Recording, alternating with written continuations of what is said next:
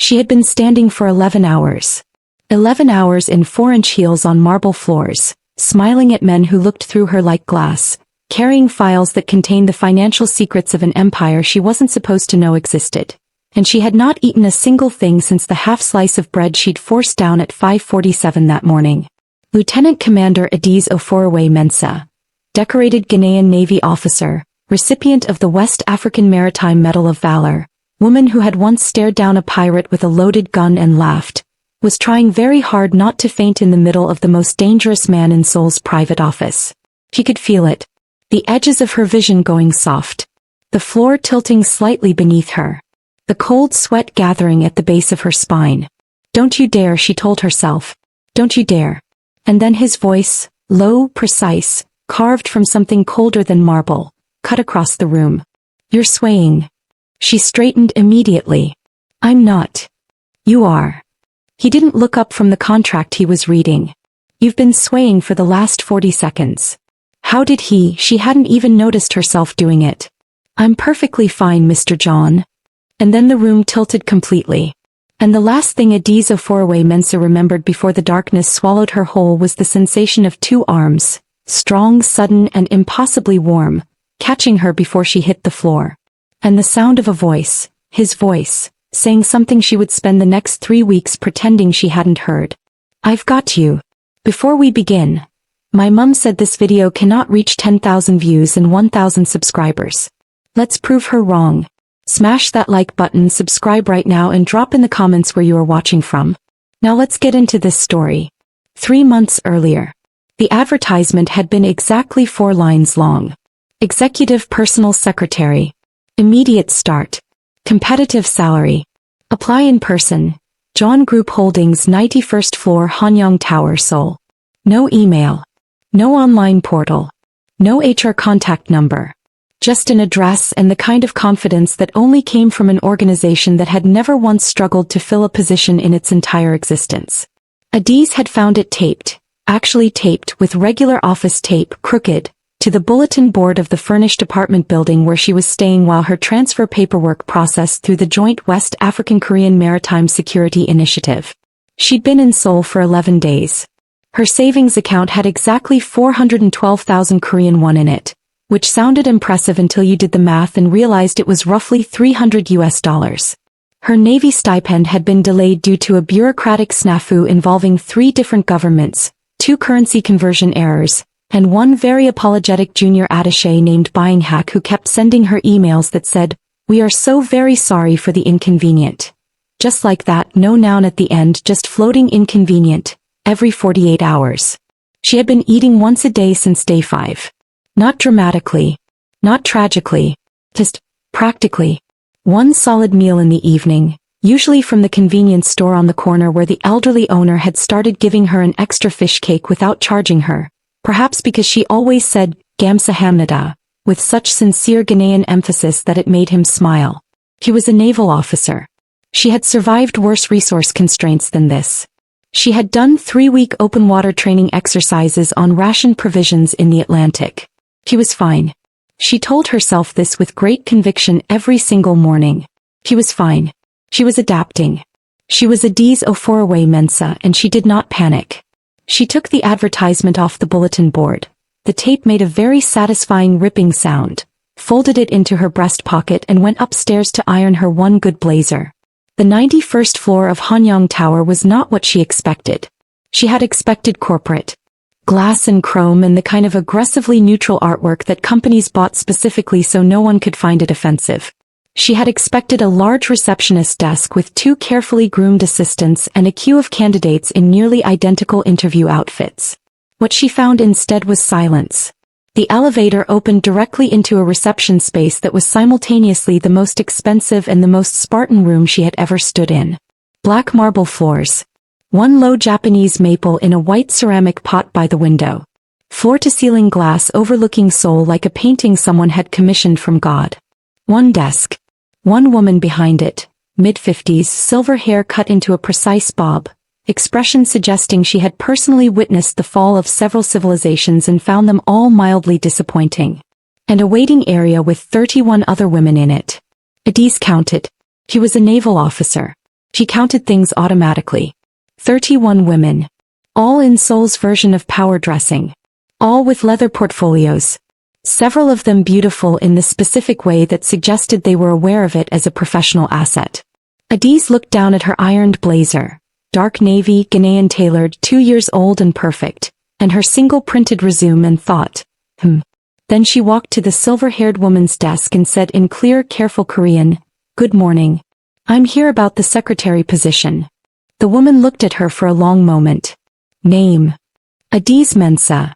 The woman wrote it down without asking her to repeat it or spell it, which immediately elevated her in Adiz's estimation. Take a seat. You'll be called. Adiz sat, crossed her ankles, looked at the 31 other women. One of them, gorgeous, polished, clearly mid-final interview round energy, leaned slightly toward her and whispered in English, "Have you seen him yet?" "Seen who?"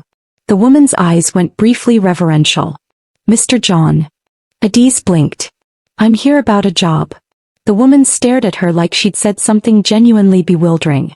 "So are we all," she whispered back. "But have you seen him?" Adiz had not. And she was not particularly concerned about it. She needed a paycheck, not a complication. She would remember this thought later with tremendous personal embarrassment. They called her last. Not second to last. Not near last. Last. After 31 women had gone through that black door at the far end of the room and come back out looking various shades of flustered, disappointed, or in 2 cases faintly dazed, the silver-haired woman finally looked up and said flatly, "Mensa." The office on the other side of the black door was twice the size of her entire apartment building back in Accra. And the man behind the desk was not what she expected either. She had expected older. She had expected the particular brand of powerful Korean businessman that she'd seen in the lobby downstairs. The ones in their 50s with the careful hair and the Patek Philippe watches and the way of looking at a room like they'd already calculated its resale value. John Siwon was 34. She would find this out later. In this moment what she registered was sharp jaw, black suit that cost more than her annual salary, dark eyes that moved from his documents to her face with the kind of precision that made her feel briefly like she was being scanned rather than looked at, and the absolute, complete, almost aggressive absence of any expression whatsoever. He looked at her resume. He looked at her. He said in English, "Former naval officer."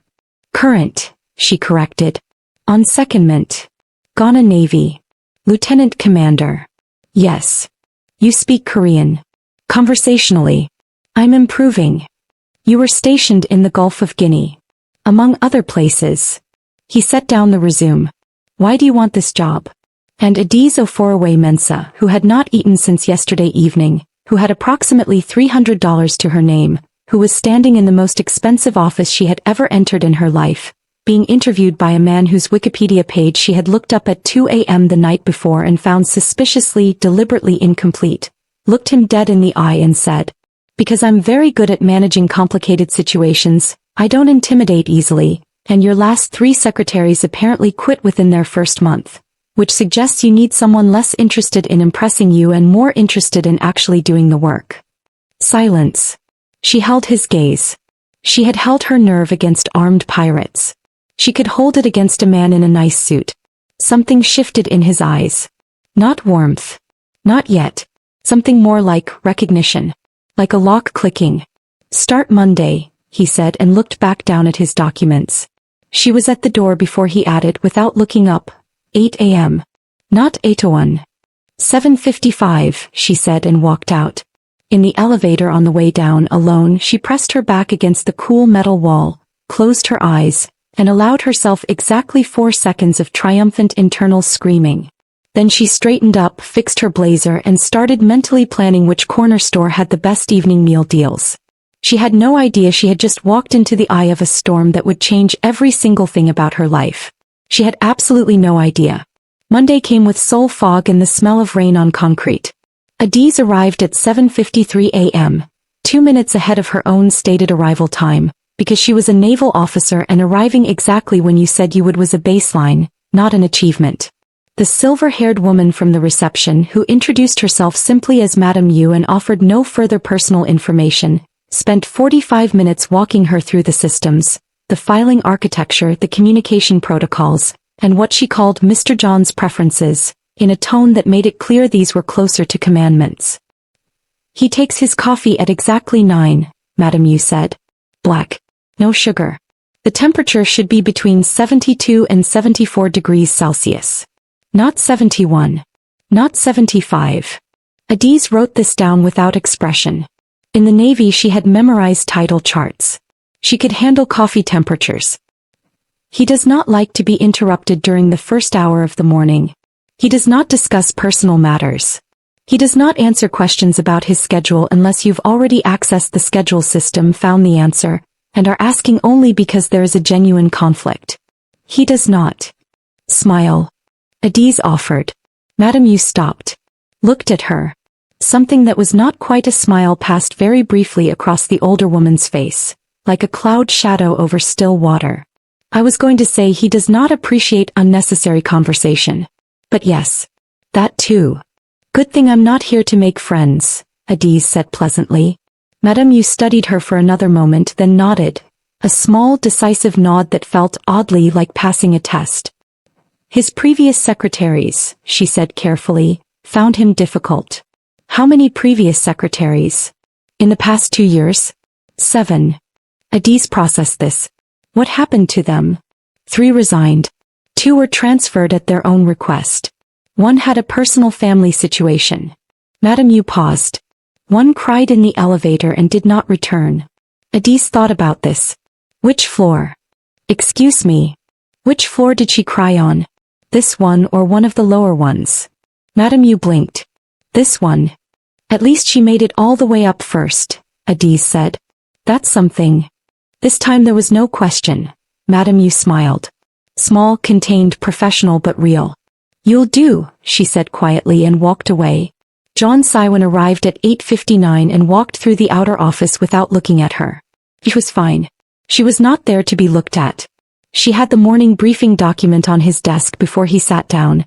Coffee at 9 hours and 34 seconds. She was still calibrating the machine. By Tuesday it would be 9 hours and 8 seconds. And his first 3 calls connected without delay or error. By 11 she had reorganized his digital filing system, which had been organized chronologically, an approach she found professionally offensive, into a cross-reference subject and priority matrix that cut document retrieval time in half. She knew because she timed it.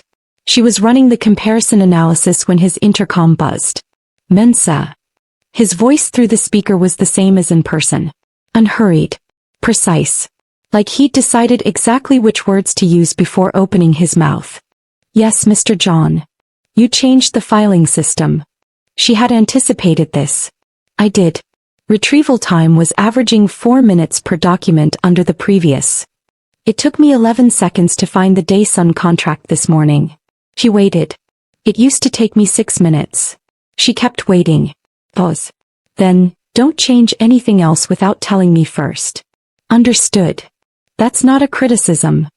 She blinked. I know. Another pause. Order. The coffee was the right temperature. The intercom clicked off. Adiz sat back in her chair and looked at the ceiling for exactly 3 seconds. He had not said good morning.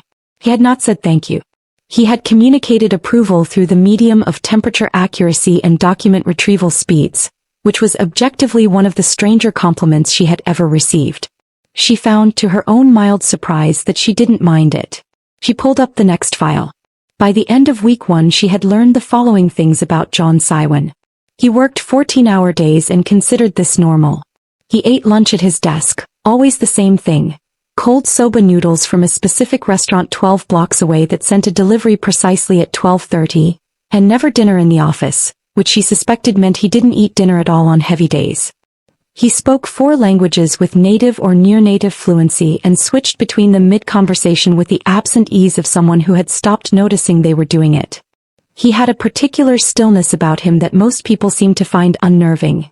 She found it restful in the way that calm ocean water was restful. You just had to remember that calm surface didn't mean shallow depth. And he noticed everything. Everything. She shifted a stack of files 2 inches to the left to reach a cabinet. And when she put them back she placed them 3 inches to the left instead. A test, small and petty, which she acknowledged even as she did it. The next morning he moved them back without a word. He noticed when she used a different pen brand in the annotations. He preferred the blue 0.5mm Uniball. She'd run out on Thursday and used a 0.7mm. He said nothing, but there was a box of the correct pens on her desk by Friday morning. He noticed when she rerouted a call from a particularly aggressive investor rather than putting it through, and said nothing about it, but the following Monday there was an update to the call screening protocols that reflected exactly the criteria she'd used.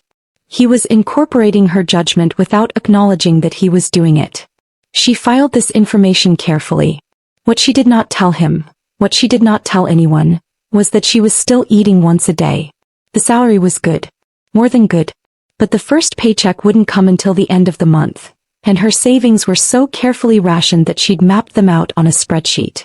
Breakfast was a luxury. Lunch was a decision matrix.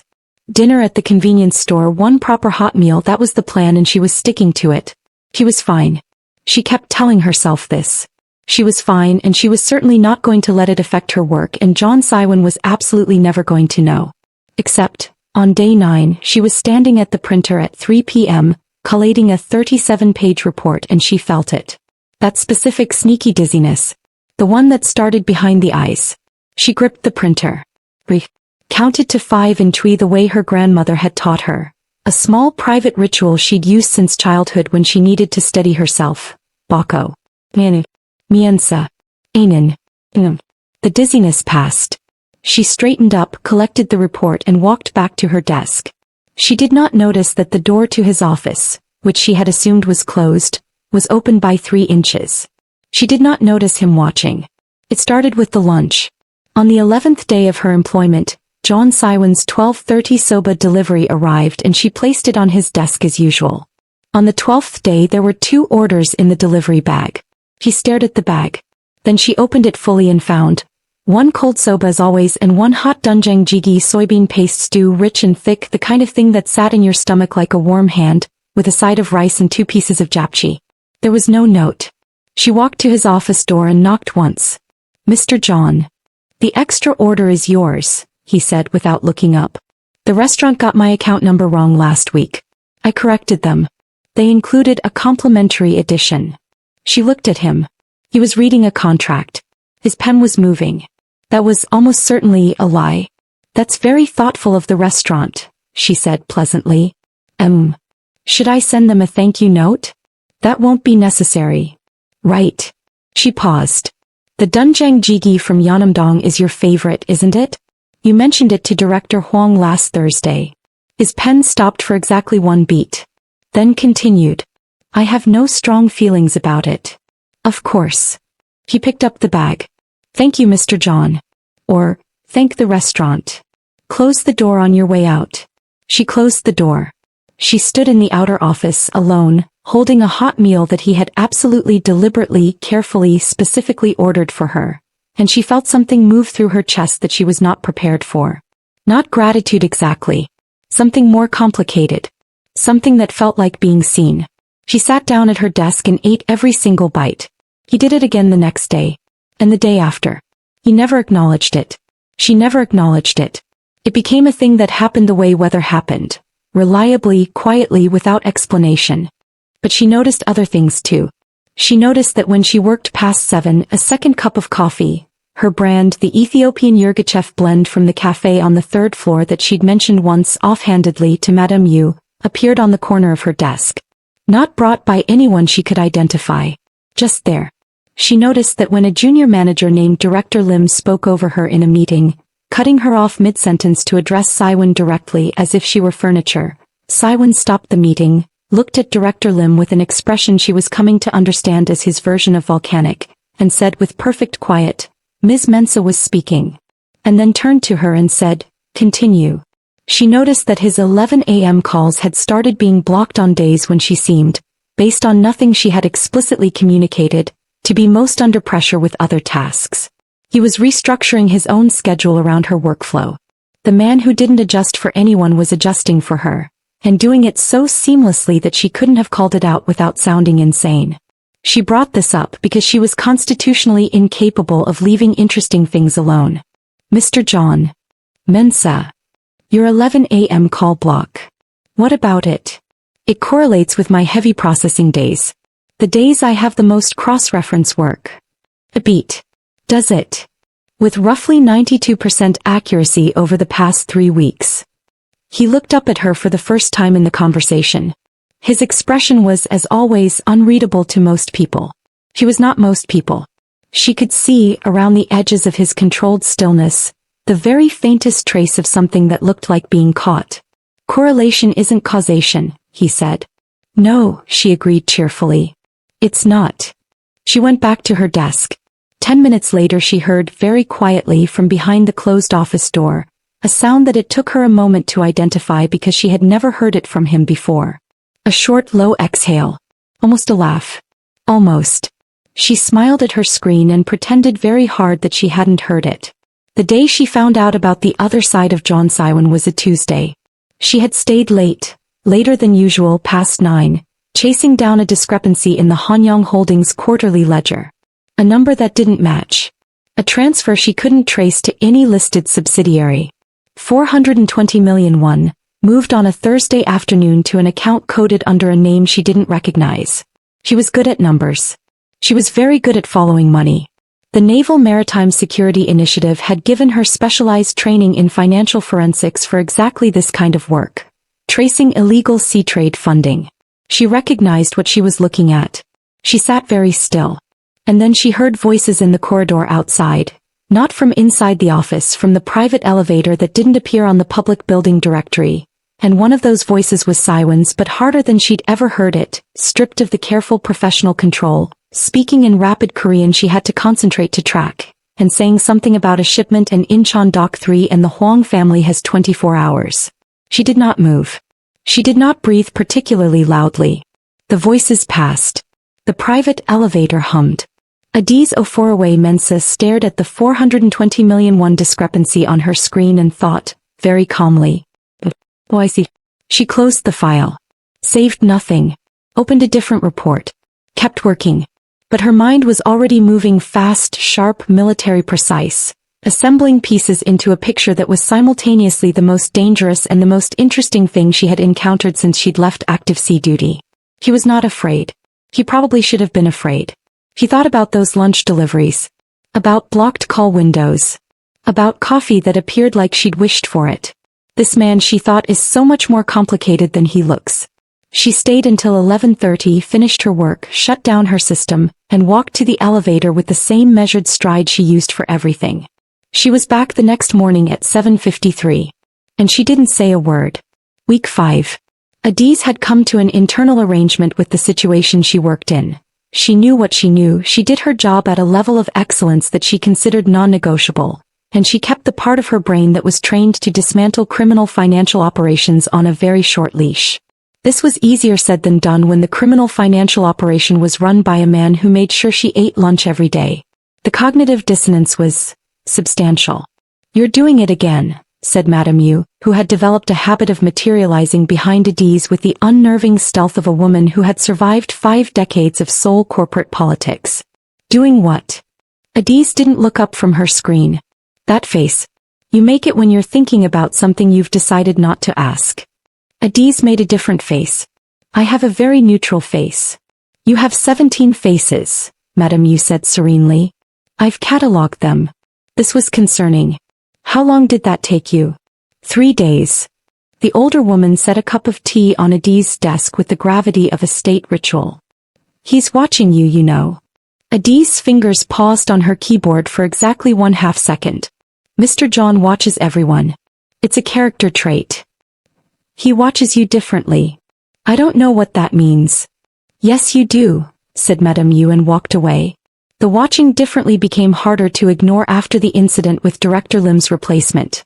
A man named Baek Jin-ho, who had joined from a competitor, had opinions about the organizational hierarchy that he communicated through the strategic deployment of condescension, and who made the mistake on his 3rd week of suggesting in a group briefing that the secretary cross-check his work. He said the secretary. Not her name. The secretary. While she was sitting 3 feet away from him with a name card on the table in front of her. Adiz had been in the Navy. She had dealt with men who tried to make themselves larger by making others smaller.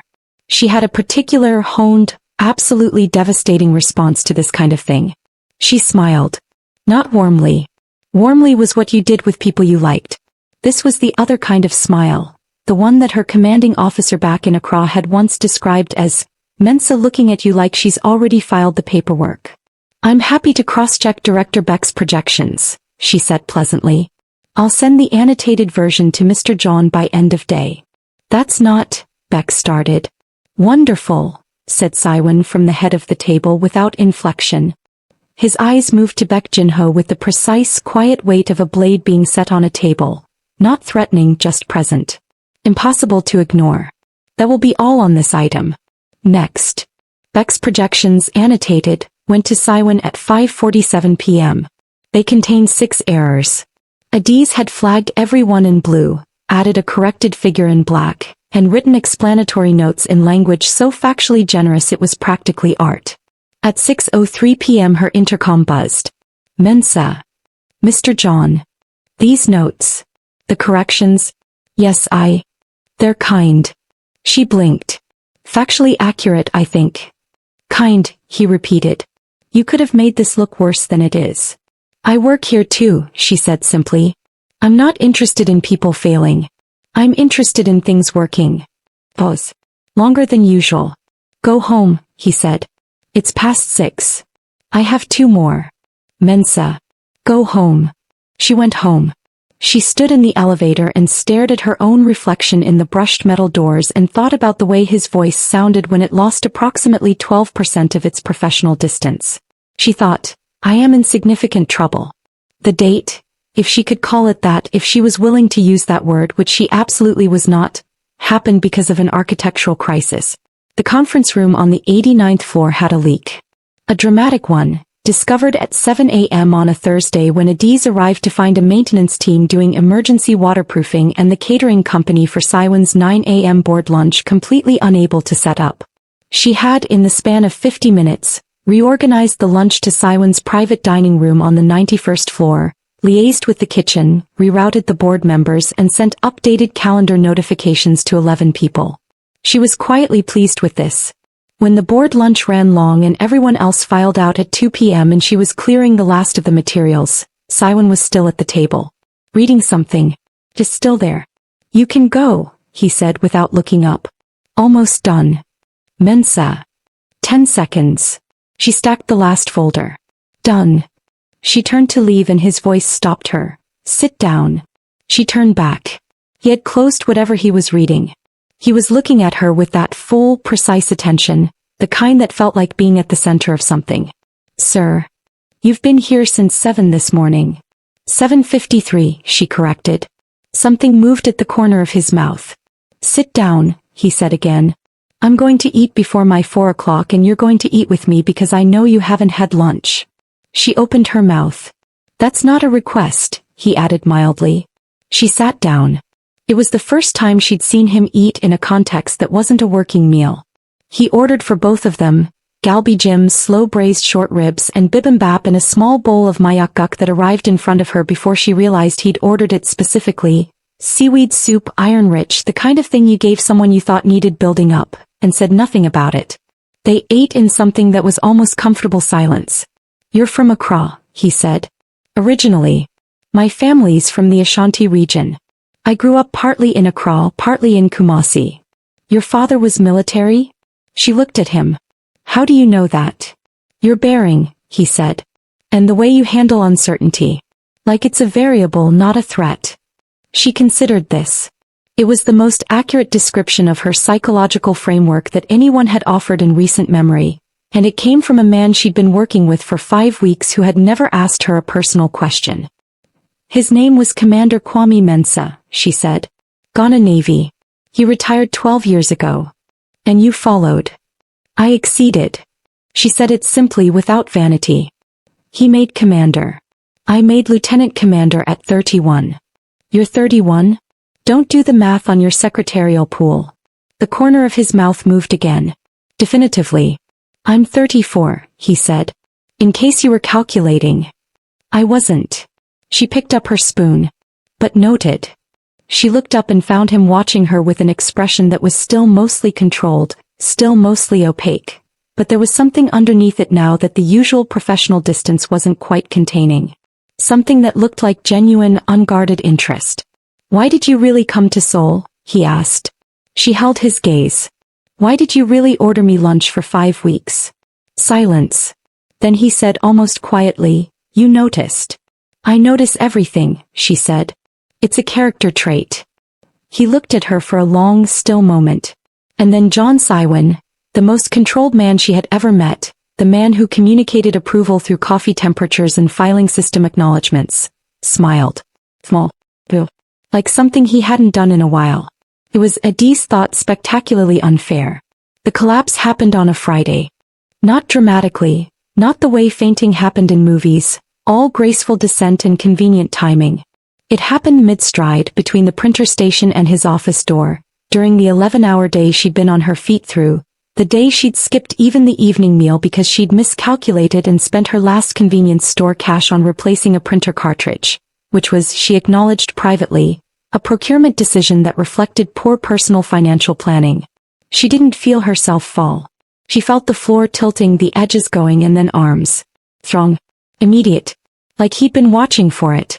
She came back to herself on his office sofa, actual consciousness returning in stages like lights switching on in sequence, to the sound of his voice, quiet and fast, saying something in Korean to someone on his phone, and the feeling of something pressed against her forearm that turned out to be his hand, thumb against her pulse point, counting. She opened her eyes. He looked down at her and said, with the kind of precise calm that she recognized as the voice he used when things were serious, "Don't move. I'm fine. You collapsed. I tripped." Adis. Her name. Her actual first name, not Mensa, not the professional shorthand. Her name in his voice in a way that meant he'd been holding it somewhere without using it for 5 weeks. "You did not trip. When did you last eat?" She said nothing. His jaw tightened. "When?" "Yesterday evening," she said quietly. The silence that followed was the kind that had weight. "Yesterday," he said. "I've been managing a budgeting situation," she started. "Your salary hasn't processed yet. There was a system issue. It's being resolved." She looked at the ceiling. "I've dealt with worse resource constraints. I'm a naval officer. I know how to." Adis. Her name again. Softer this time. "Stop." She stopped. He was crouched beside the sofa, still at her level, still with 2 fingers against her pulse. His face was not composed exactly. Something was moving underneath the surface of it that she'd never seen before. Something that looked a great deal like distress. "You should have told me," he said. "It wasn't your problem." "It is now," he said. "It became my problem when you fell." She looked at him. He looked at her. The full attention again, but different now, stripped of professional architecture, just present, just him with his hand on her wrist and her name in his mouth like he'd been keeping it there. "You said something," she said. "When I fell." He said nothing. "You said I've got you." Pause. "Did I?" "You did." He stood up and walked to his desk and she heard him on the phone, Korean, rapid, authoritative, and 30 minutes later there was food. Not delivered from outside. From somewhere inside the building she hadn't known had a kitchen. Warm juk, rice porridge, the thing you gave sick people and people who needed gentleness, and daljiljim, steamed eggs, soft and trembling, and barley tea. He pulled his chair to the side of the sofa and said nothing while she ate. She made it through half the porridge before she said, "You have a full kitchen in this building. On the 88th floor. You knew I wasn't eating." He didn't answer. "You've known for longer than today," she said. "You're very good at functioning under pressure," he said, looking at the window. "It makes things harder to see. If you're not looking specifically." "But you were looking specifically." He turned to look at her. "Yes." The word landed like something irrevocable. She set down her spoon. The room was very still. Seoul spread out 31 floors below them, all light and distance. "Why?" she asked. He was quiet for long enough that she thought he might not answer. Then, "I don't know how to explain it in a way that sounds rational." "Try." "You walked into my office 5 weeks ago and corrected me in the first 30 seconds and I spent the rest of the interview trying to find a reason not to hire you. You hired me immediately." "I know," he said. "I couldn't find one." She looked at him. He looked at her. "John Siwon," she said carefully. Are you telling me, in the most emotionally constipated way I have ever encountered in my entire life, that you like me? Something cracked open in his expression. Not breaking, opening. Like a window after long winter. Yes, he said. That is what I'm telling you. Professionally. No. Personally. Yes. In spite of the fact that your last secretary cried in the elevator. She was not you. Adiz Oforaway Mensah, who had held her nerve against pirates and budget crises and 31 polished competitors and 11-hour days on an empty stomach, felt something in her chest perform a complicated maneuver that she had no military training for. I need to finish my porridge, she said. Yes, he said. And then we are going to have a conversation that is not constipated. Agreed, he said. And the corner of his mouth, both corners this time. An actual, full, brief, devastating smile. She looked back down at her porridge and thought, I am so much trouble. He was right. She had no idea how right. He told her she was taking Saturday off. Not asked. Told. At 9 a.m. on Saturday with a text to her phone that said, simply, 7 p.m. I'll pick you up. Wear something that is not that navy blazer. She stared at this message for a full minute. Then typed back, excuse me, that blazer is a classic. He replied, it's a uniform. You're off duty. She replied, define pick up. Are we using company vehicles or is this personal? He replied, personal. She put her phone down, picked it up again and typed, I need more information. Is this a dinner? An event? Are you planning to discuss Q3 projections over food again because I will bring my laptop? The reply took 4 minutes. No laptops. No projections. 7 p.m. Adiz. Her name again. He'd started doing that, slipping it in, deliberate but casual, like he was testing the shape of it. She replied, fine.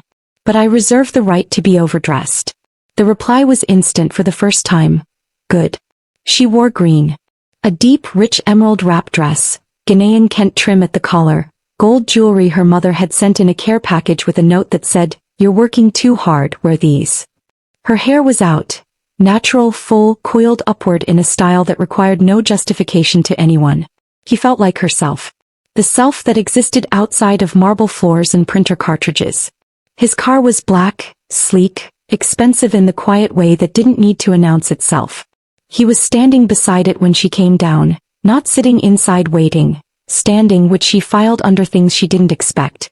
He was in a dark charcoal suit with no tie, the top button open, which was the most undone she had ever seen John Sywin and should not, objectively, have been as significant as it felt. He looked at her. Not the scanning assessment look. The other one, the one she'd only seen twice, the one that didn't compute things, just absorbed. The Kent collar, he said. My grandmother's pattern, she said. Ashanti. He stopped. Started again, you look, stopped again. She tilted her head. Mr. John, are you struggling to complete a sentence? You look exceptional, he said. Simply, precisely, like he'd selected the exact right word. Get in the car. She got in the car smiling. He took her to Buckshin. Not a restaurant first, through the old village in the early evening light, where the Hannock rooftops curved against a sky going amber, and the stone walls held the warmth of a day that had been unexpectedly mild, and there were almost no tourists this late on a Saturday because he'd chosen the time deliberately. He knew the area with the ease of someone who'd been coming here since childhood. This corner has the best view. This alley leads to a courtyard you can't see from the main path. This persimmon tree is 300 years old. She matched his pace and said nothing for long stretches and found that silence with him out here felt different from the office. Less like containment. More like space. My grandmother grew up in a village outside Kumasi, she said, when they stopped at a low stone wall overlooking the valley of rooftops. Saturday evenings she used to walk the perimeter of her compound with me. Same pace. She said walking was how you learned to be comfortable with yourself. He was quiet for a moment. Mine said something similar. Different words. What were his words? Moving feet, quiet mind. He paused. He was a fisherman.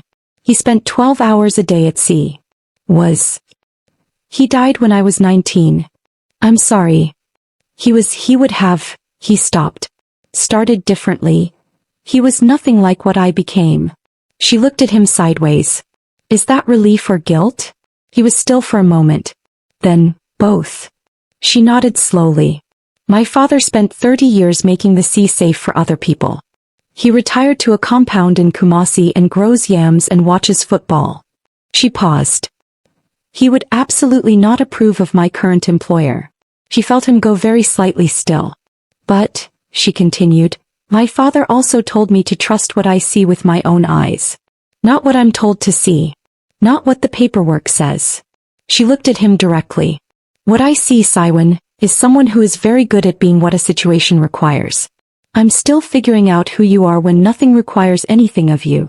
He held her gaze for a long moment. And if you don't like what you find? Then I'll tell you, she said simply. I'm not a person who keeps things. Something in his face shifted, moved through several things she didn't have words for yet.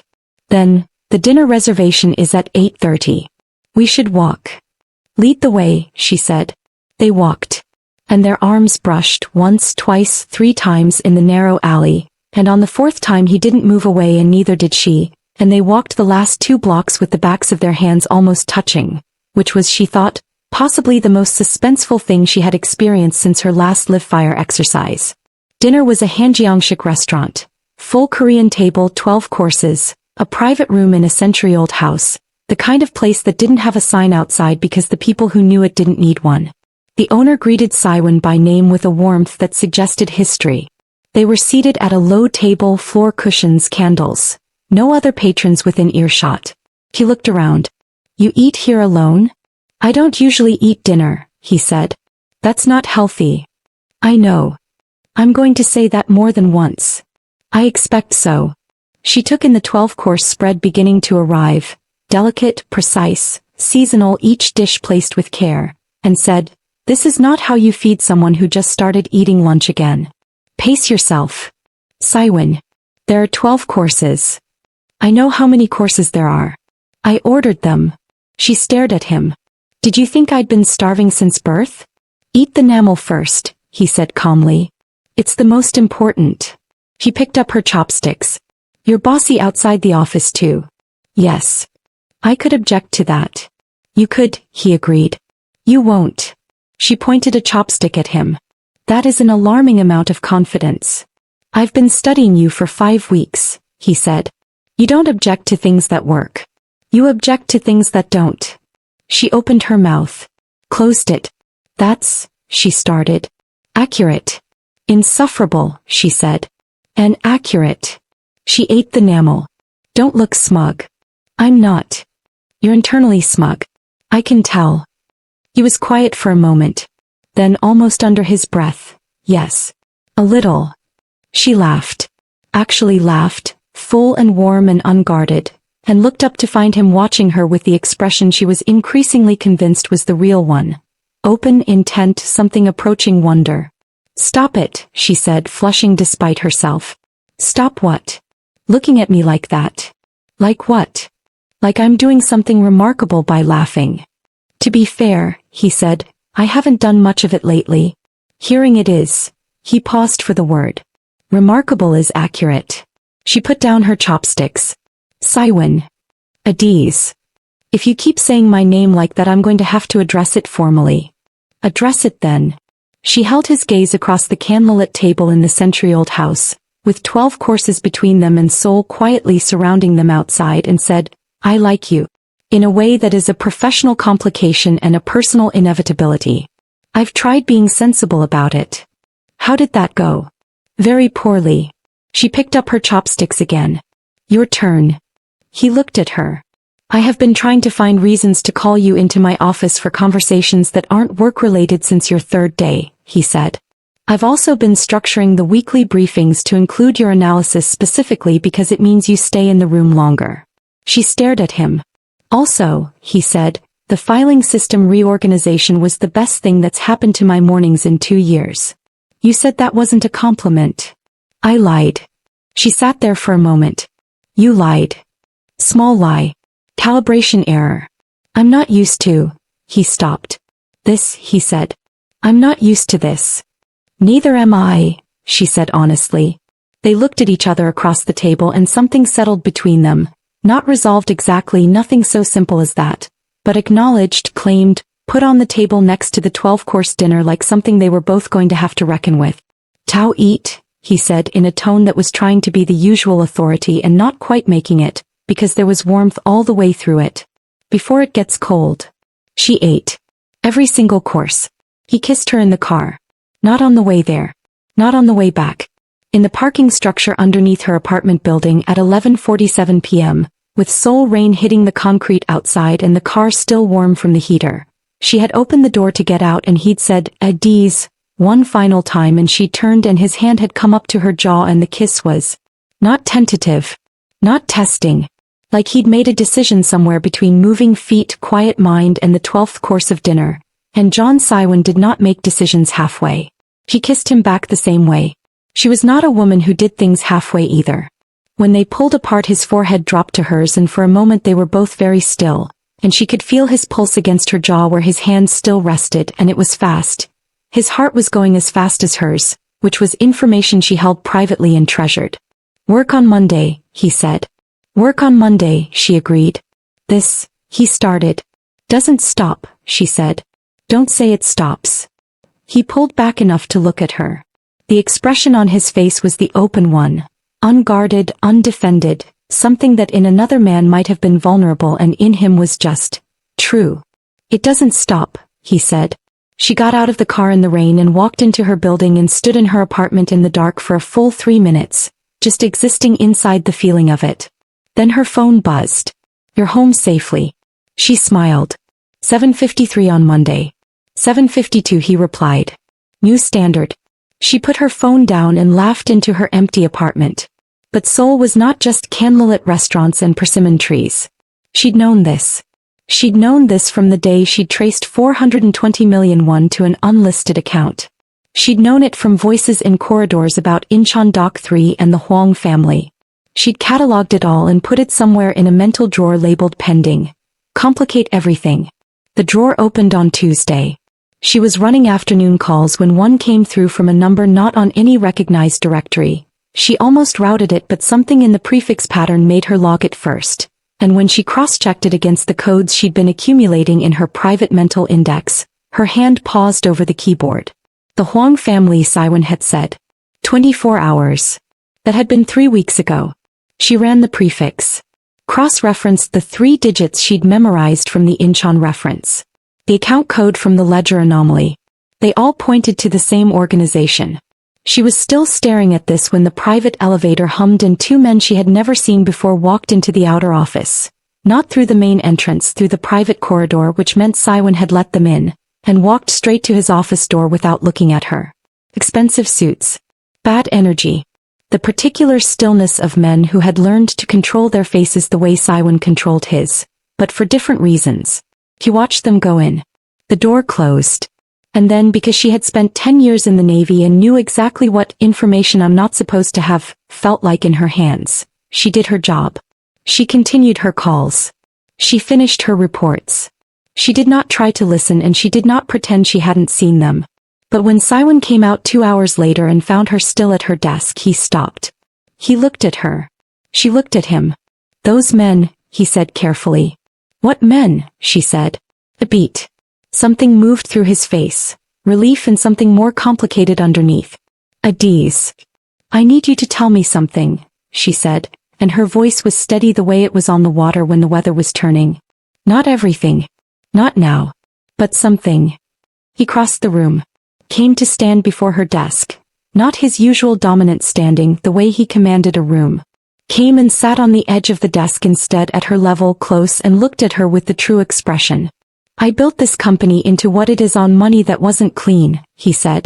"I've been spending the last 3 years making it clean. The men who helped me build it don't want it to be clean." She held his gaze. "The Hwang family." His jaw tightened. "Yes. The Incheon Dock. You know a lot." "I've been trained to follow money," she said simply. "I didn't do anything with it. But you should know I have it." Silence. Long reel, full of the weight of honesty. "And," he said. "And," she said carefully, "I need to know you're not going back. Back. To the unclean version. I need to know this is real. The direction you're going." He looked at her for a long moment. I've been trying to get out for 3 years, he said. Meeting after meeting, transfer after transfer, slowly moving everything legal. Slow. And they don't want to let go. He paused. I've never told anyone that. I know, she said quietly. Does that change things? He asked. And for the first time she heard something in his voice that was very close to fear. Not the rational assessment of risk kind. The other kind. She reached out across the desk and put her hand over his. Tell me when there's danger, she said. Don't manage me. I'm a naval officer. Tell me when there's danger and let me be next to you in it. He looked down at her hand on his. Back up at her face. Okay, he said, soft as she'd ever heard him. She squeezed his hand once and let go. Good. Now I need you to sign off on 3 pending approvals before end of day. He blinked. She handed him a folder. And he laughed. Actually, fully, properly laughed, low and real and surprised out of him, and she looked at the file in front of her and smiled so hard her face hurt. He said things with actions. She'd cataloged this from week 2 and was now an expert. She had an internal glossary. 2 orders from the restaurant equals I see you and you're not going without. Coffee that appears at 7 p.m. equals stay but rest while you do. Blocking the 11 a.m. call window equals your time matters, even when you haven't asked. Continue, in a meeting where someone spoke over her equals you are here and you are counted. But now there were new entries. Texting at midnight to check she's home. New entry. Sending the company driver to collect her in the rain without mentioning it, just, check your building in trance. So new it wasn't even categorized yet, she was still blinking at it. Leaving a book on her desk. A Ghanaian author she'd mentioned once in passing 3 weeks ago that she'd been trying to find in Seoul. She'd held that one for a while. It was Our Sister Killjoy by Alma Ata Adu, a classic, political, sharp Ghanaian, and he'd found it in a Seoul bookshop, which meant he'd looked for it specifically. You found this, she said when she brought it to his doorway. It was in a shop near Gyeongbokgung, he said, not looking up. The owner sources international literature. You went to a bookshop. People go to bookshops, Adiz. You went to a bookshop and looked for a specific Ghanaian author whose name I mentioned for approximately 8 seconds in a conversation about something else entirely. He continued reading his document. Saiwon. The owner said it's a first edition Korean import, he said. Apparently rare. You should probably not leave it on your desk where the cleaning crew. She walked to his desk, leaned over, took his face in both hands and kissed him. He went very still for approximately 1 second. Then his hand came up and covered both of hers and he kissed her back with an attentiveness that suggested he'd been thinking about doing it since Monday and was making it count. When she pulled back she was at approximately 40% breathing capacity. That's for the book, she said. I should find more books, he said, and his voice had dropped into a register she was not prepared for. One at a time, she managed. He was still holding her hands. He turned them over, looked at them, her hands brown and steady, the calluses from the Navy still present, and said very quietly, I need to tell you something. She stilled. The Huang family has accelerated their timeline, he said. They want a meeting. This Friday. At the Incheon facility. He processed this. What kind of meeting? The kind where they intend to demonstrate consequences for moving money away from their operation. In other words, she said carefully, a threat meeting. Yes. And you're going.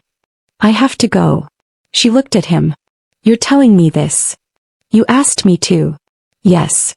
She did not remove her hands from his. I did. She thought for a moment. I want to come. Adiz. I know. I know what you're going to say. She met his eyes. I'm also a naval officer with a classified security clearance, combat experience, and specialized training in exactly this kind of high-risk negotiation.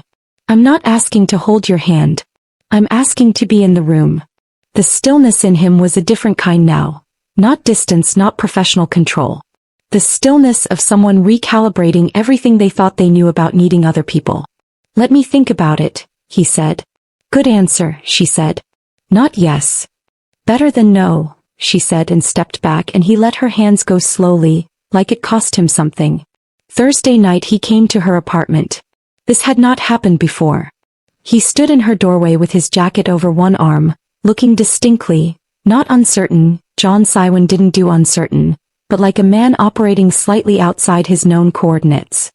You should have called, she said. You'd have said not to come, he said. She considered this. Probably, she agreed and opened the door wider. Her apartment was small. So small. A studio with a Ghanaian Kent cloth on the wall and a photo of her parents on the windowsill and a stack of Navy manuals on the floor beside the bed. She watched him take it in. It looks like you, he said. Is that an observation or a compliment? Both. She made him kalaweel, plantain fried with ginger and cayenne, a late-night Ghanaian staple, because the situation called for something made by hand and she needed to do something with her energy. He sat on her kitchen counter watching her. Something he probably would not have done 4 weeks ago, the casual domesticity of it, the choosing to be somewhere, and she talked while she cooked. About her grandmother. About the Atlantic in storm season. About being the only woman and the only non-Korean national on the Joint Maritime Task Force. Slower, less practiced at the unsolicited personal revelation but steady. About his grandfather's fishing village on the South Sea. About the company he'd built at 24 from nothing and the things he'd done to keep it and the weight of those things, which he carried without dramatizing but had never set down. She put the kalaweel in front of him and he ate it, and his expression, tasting something made specifically for him in someone's kitchen for the first time in God knows how long, was the most unguarded she'd ever seen him. Wide open. Something like joy at its quietest. This is, he started. My grandmother's recipe, she said. She says if someone eats your kalaweel they stay. He looked at her. Is that a tradition? Invented one just now, she said. How's that for power? He held her gaze. Then he reached across the counter and tucked a loose coil of her hair back from her face. Slow, deliberate, a thing that required deciding, and said, Come with me on Friday. I want you there. She covered his hand with hers. I'll be there, she said. The Incheon facility was not what she expected. She had expected something cinematic, dark warehouses, dramatic lighting, the kind of theatrical danger she'd encountered in exactly the kind of spy thriller that bore no resemblance to actual maritime security work. What she got instead was a conference room in a shipping logistics building that looked distressingly normal, with water bottles on the table and a view of the dock and 3 men in expensive suits who looked like they'd recently graduated from making threats professionally with honors. She sat beside Siwon. Not behind him. Beside him. She watched the dynamics. She was trained for this, reading rooms, reading men, the way power distributed itself in a negotiation. The lead man was named Hwang Soo-jin. 50s. The particular brand of menace that came from never having been told no effectively. He looked at her when they sat down and said something in Korean. Siwon translated without inflection. He asks who you are. Tell him I'm his colleague's executive secretary and leave it at that, she said calmly in Korean. Hwang blinked. She'd spoken Korean. He hadn't expected that. She smiled pleasantly. The meeting lasted an hour. Threats were made, couched, layered, professional, the kind that could be denied in a courtroom. Siwon responded with the cold precision she'd watched him deploy in difficult investor meetings, each counter measured and immovable. She said very little. But she took notes, thorough, precise, in a shorthand she'd developed for exactly this kind of intelligence documentation, and she watched the room with her navel eyes, and she noticed in the last 20 minutes a shift. Hwang Soo-jin kept looking at her notes. And at his 2 colleagues. And at her notes again. He knew what thorough documentation looked like. He knew what someone who was building a record looked like. When they left the building and the car door closed, Siwon said, The notes. Full record, she said. Date, time, content coded to 3 separate verification points. If it ever needed to be submitted as evidence. He turned to look at her. You just changed the risk calculus for every threat they made today. They don't know what I'll do with it, she said. Which means they have to assume the worst. Which means the cost of escalating against you just went up significantly. She paused. It's called deterrence. The Navy uses it constantly. He was looking at her with an expression that had moved past all the ones she had named and catalogued and into new territory.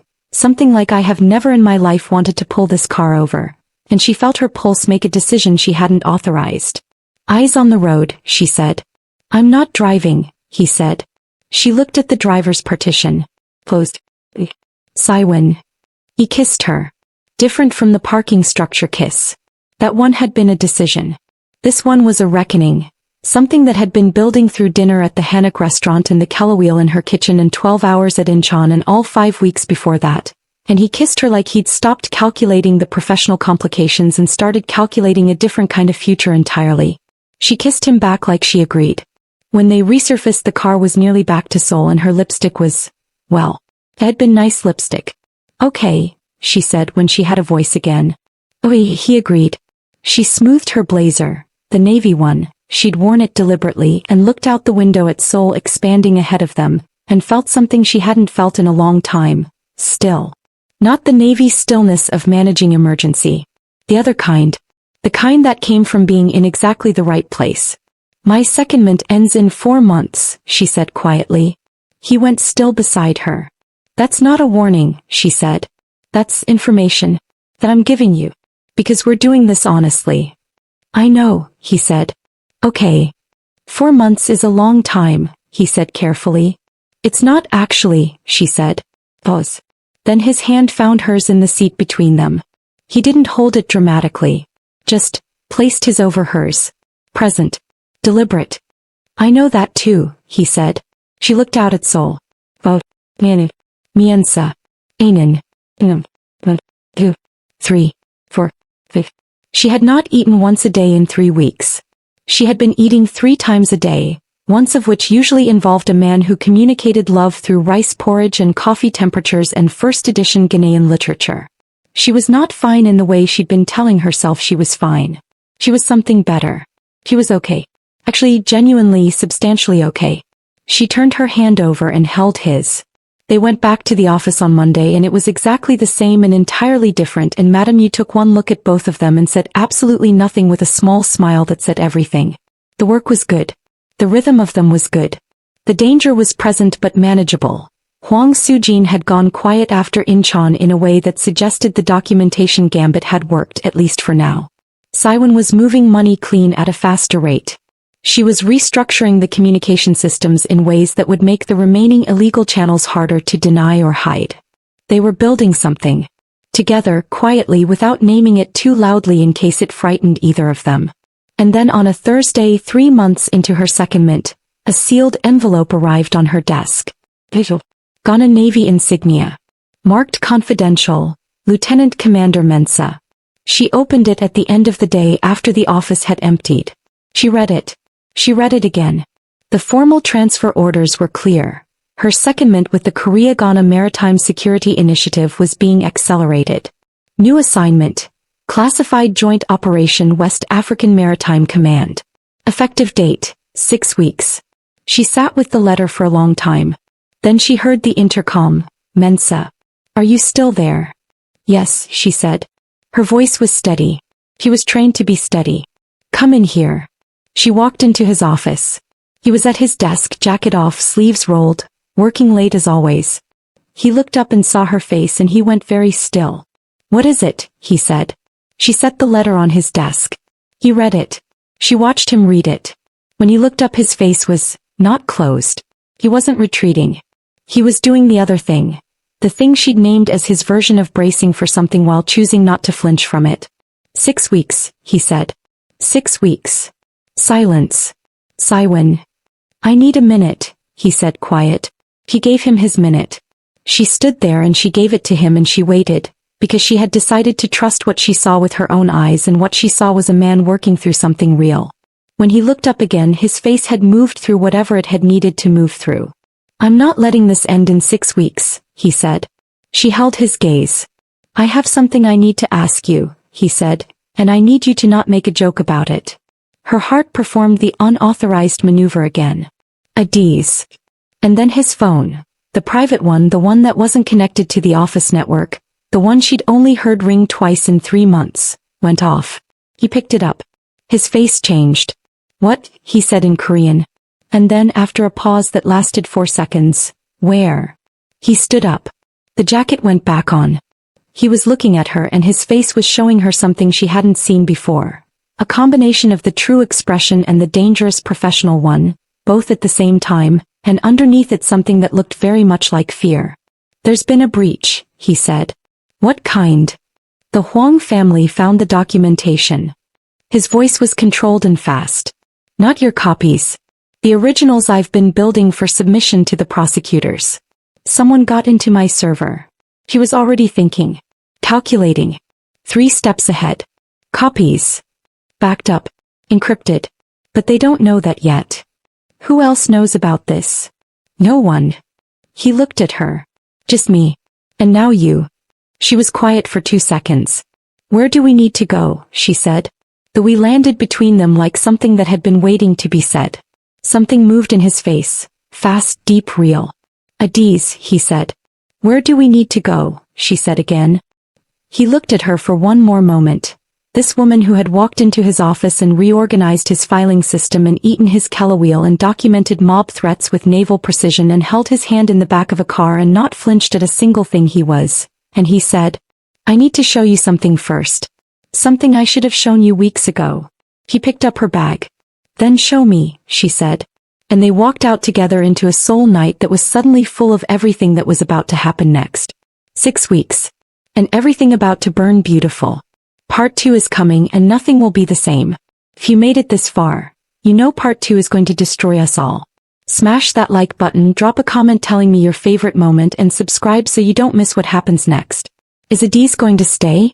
What did Saiwan need to show her? And how is the Huang family going to shake everything they've built?